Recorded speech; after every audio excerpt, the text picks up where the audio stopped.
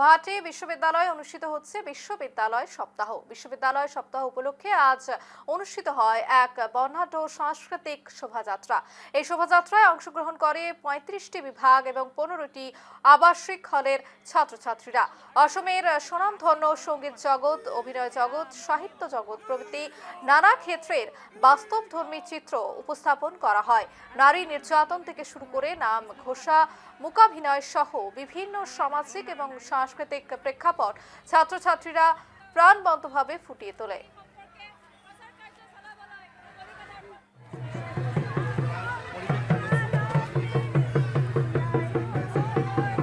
মহান মনীষীসকল আছে, মহান মনীষীসকলৰ ভাও লৈছে ছাত্ৰ ছাত্ৰীসকলে বিভিন্ন ধৰ্ম জাতি অনুসৰে সকলো। আৰু এয়া দেখাইছোঁ লাচিত বৰফুকন, এয়া আমি সম্পূৰ্ণ আৰু এয়া হ'ল বিপ্লৱী বিষ্ণুপ্ৰসাদ ৰাভা। আৰু এয়া দেখাইছোঁ নাৰীৰ এই সম্পৰ্কে প্ৰচাৰ কাৰ্য চলাবলৈ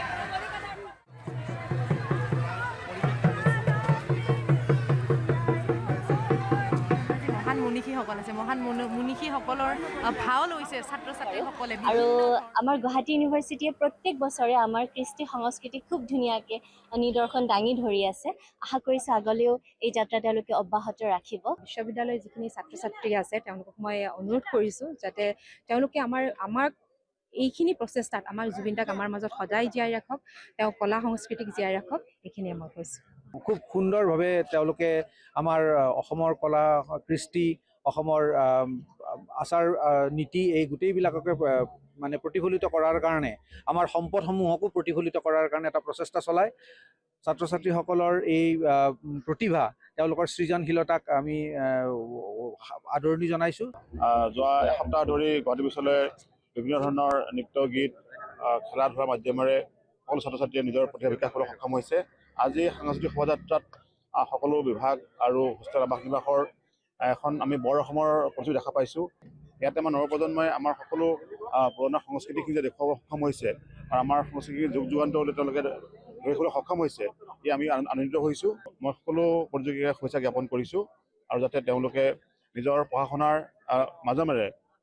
লগে লগে তেওঁলোকে যে খেলা ধূলা, নৃত্য গীত, বিভিন্ন ধৰণৰ যিখিনি প্ৰতিভা আছে সেইখিনি বিকাশ কৰিবলৈ সক্ষম হয়। যোৱা 23 ফেব্ৰুৱাৰী তাৰিখৰ পৰা আমাৰ গুৱাহাটী বিশ্ববিদ্যালয়ৰ সপ্তাহ আৰম্ভ হৈছিল আৰু আজি বিশ্ববিদ্যালয় সপ্তাহৰ আজি অন্তিমটো কাৰ্যক্ৰম।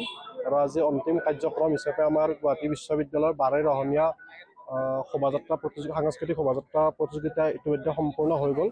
আৰু তাত প্ৰায় 30তকৈও অধিক ডিপাৰ্টমেণ্টে পাৰ্টিচিপেট কৰিছে আৰু প্ৰায় 15খনতকৈ অধিক আৱাস নিবাসে এই শোভাযাত্ৰাত অংশগ্ৰহণ কৰিছিল। আৰু এই শোভাযাত্ৰাৰ জৰিয়তে আমাৰ অসমৰ থলুৱা কৃষ্টি সংস্কৃতি ইয়াত প্ৰতিপন্ন কৰিছে।